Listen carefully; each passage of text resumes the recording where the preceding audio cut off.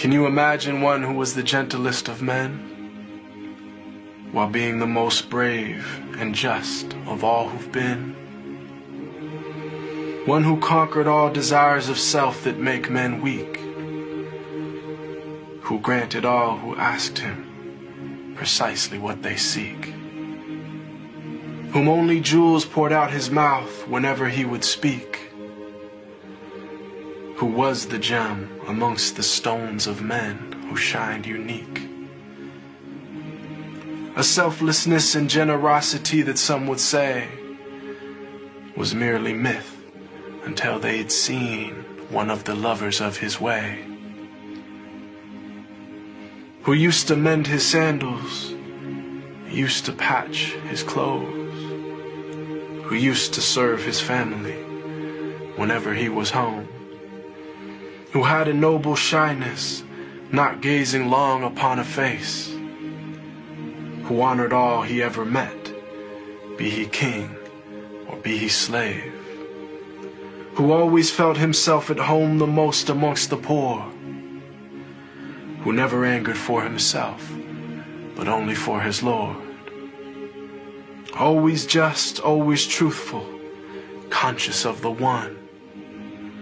even if it brought discomfort to himself and those he loved. A satiated stomach his whole life was rarely felt, not due to poverty, but preference of others to himself, who knew the time of day by sun, the direction by the stars,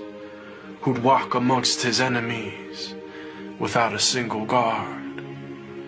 devoid of any trace of self,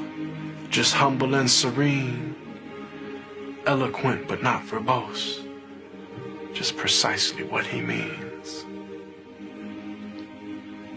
whom all within his company felt light and sacred cheer,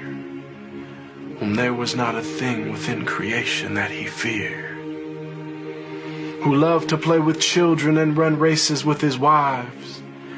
who joined the festivities and honor customs of all tribes. When people yelled and lost their cool around him, he was calm, who asked forgiveness for his enemies, even as they did him wrong, who kept a goat he'd milk himself for people in his house, whose wives, when asked about him, said he was the perfect spouse, who never looked down on a pauper or flattered once a prince, who called every soul unto the one without even a flinch. Every single gorgeous trait of character he had, of noble lineage, yet he was the orphan of his clan, one imbued with wisdom and piercing inner sight,